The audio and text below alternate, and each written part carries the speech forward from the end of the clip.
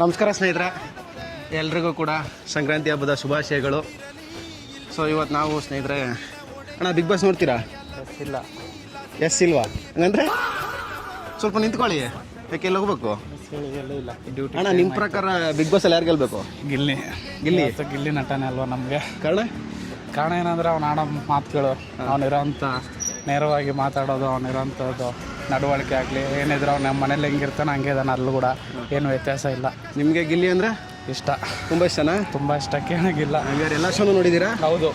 Okay, thanks ಅಣ್ಣ. Thank you ಅಣ್ಣ. ನಮಸ್ಕಾರ ಅಣ್ಣ. ಬಿಗ್ ಬಾಸ್ ನೋಡ್ತೀರಾ? ನೋಡ್ತಾ ಇದ್ದೀರಾ? ಯಾರು ಗೆಲ್ಬೇಕು ಸದ್ಯ ಬಿಗ್ ಬಾಸ್? ಗಿಲ್ಲಿ. ಕಾರಣ ಆಸೆ ನಟ, ಹಳ್ಳಿ ಹುಡುಗ ಬೇರೆ, ರೈತರ ಮಗ.